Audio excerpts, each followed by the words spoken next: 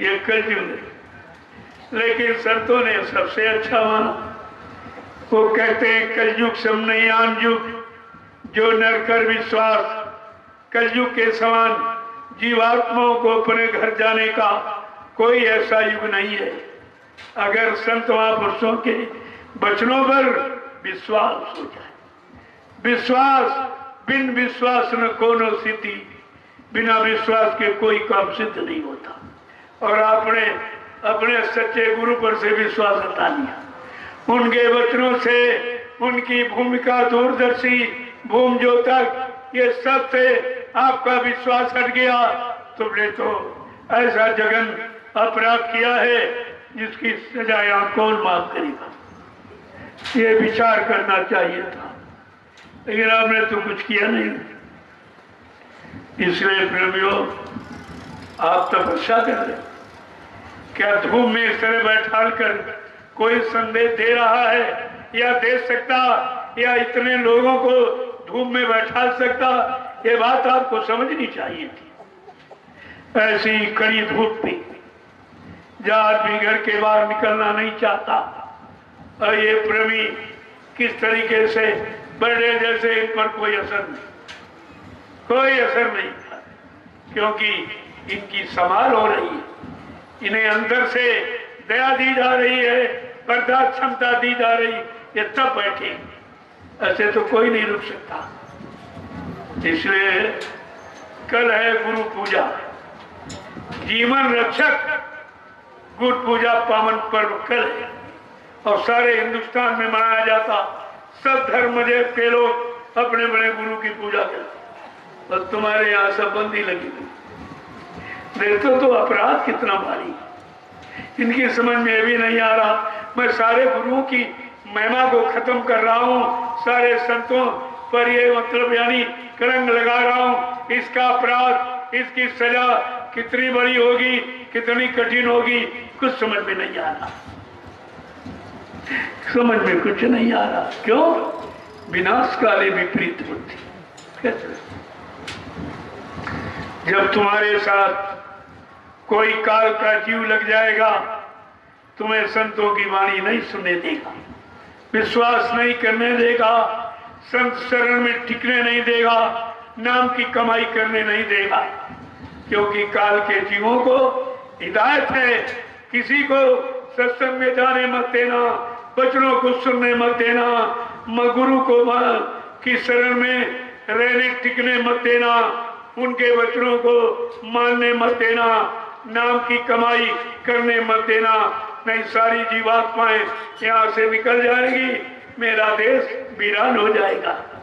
काल को बड़ी चिंता है। जब से दयाल ने अपना चरण काल की नगरी में रखा है, दयाल को काल को बहुत चिंता होगी। इसलिए वो तरह तरह के फांसने के उपाय बताएगा। कहीं कहला राज ले लो, पाट ले लो, धन ले लो, दौलत ले लो, औरत ले लो, बच्चे ले लो, ये मान सम्मान अधिकार ले लो और पद ले लो, लेकिन जीवात्मा को यहाँ से जाने की बात मत करो।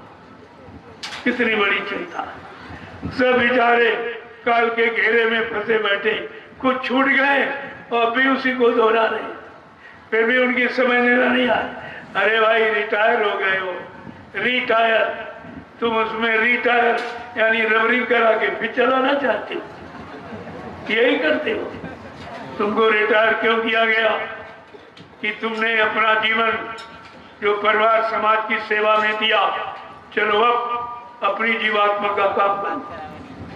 समय तो इसलिए आपको दिया और कहा तुम्हें किसी पर डिपेंड नहीं रहना, मैं तुमको पेंशन दूंगा, पेंशन दूंगा, किसी के सहारे नहीं रहे हो, अब तुम जाओ नाम की कमाई करो, अपनी जीवात्मा का उद्धार कल्याण कराओ, तो सब हो जाएगा। लेकिन समझ में आए तब तो तुम्हारी कुछ इतना बताया जा रहा। अरे धर्म शास्त्रों ने तुम्हें कभी ये मिट्टी की मूर्त और पत्थर की मूर्त और कागज का कैलेंडर और पानी यानी जल में कभी उन्होंने फंसाया नहीं है। साफ कहा है, ना हम बसामी वैकुंठे योगिना हृदय न चा मम भक्त्वा यत्र गायन्ति तत्र तिष्ठामि नारदा। हे नारद, मैं यहाँ कहीं नहीं हूँ जहाँ तुम हमको ढूंढ रहे हो, मान रहे हो। न कागज में, न पानी में, न पत्थर में, मैं आत्मा स्वरूप तुम्हारे सबके अंदर बैठा हूँ। तुम अपने अंदर नहीं जा रहे हो, अंदर नहीं पहुंच पा रहे हो। अंदर जाने का रास्ता तुम पूछ नहीं रहे हो। जब तुम्हारे अंदर दोनों आंखों के मध्य भाग में जीवात्मा बैठी है, जहाँ पर पुरुष चंदन लगाता है, महिलाएं मेहंदी लगाती। इसी स्थान का चुनाव क्यों किया गया?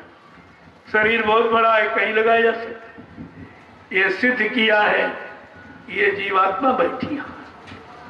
ये सिग्नल है कि दोनों आंखों के मध्य भाग में जीवात्मा बैठी। ये जीवात्मा का स्थान।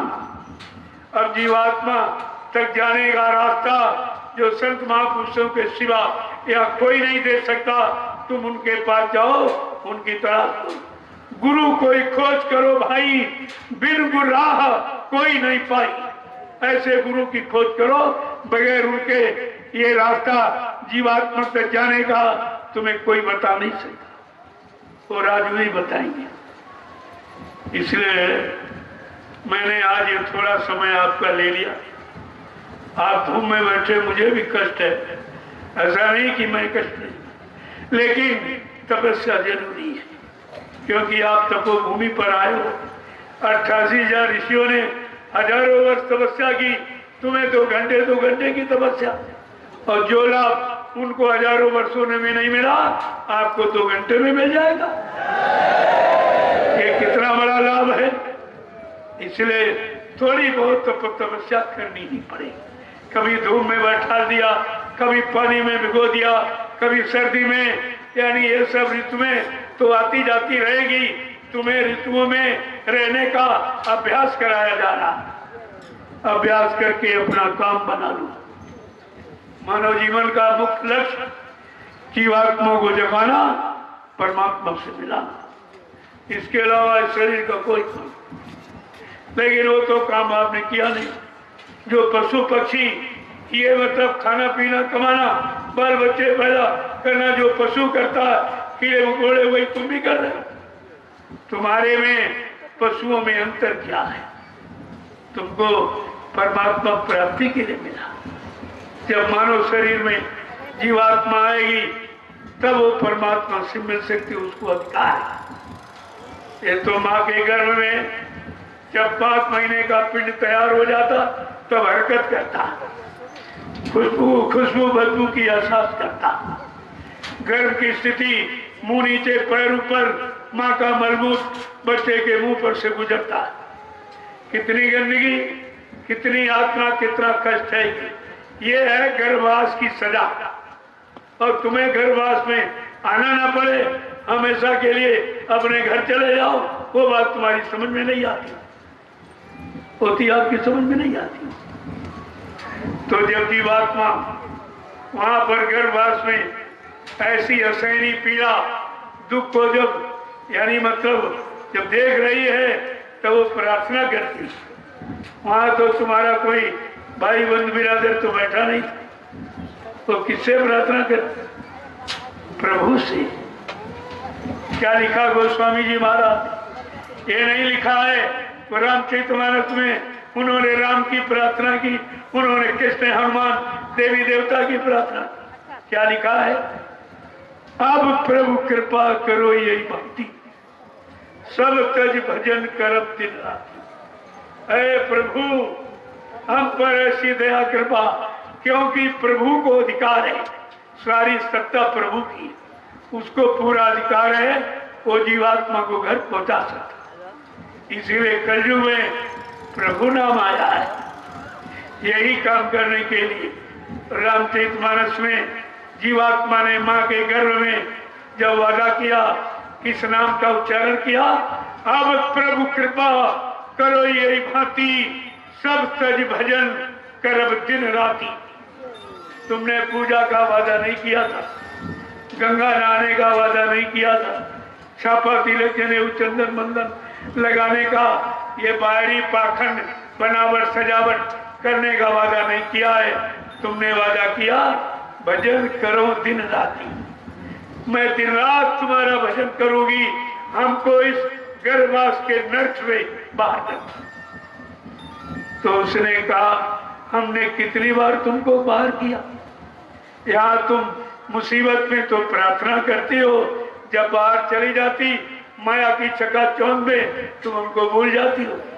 तो कह रहे नहीं, अब की बार मानव तन का सौभाग्य मिला, मैं नहीं भूलूंगी, हमको आप नरकुंड से बाहर करो, मैं किसी संत महापुरुष की तलाश करूंगी, अपने घर का रास्ता पूछ लूंगी, हमेशा के लिए अपने घर चली जाऊंगी।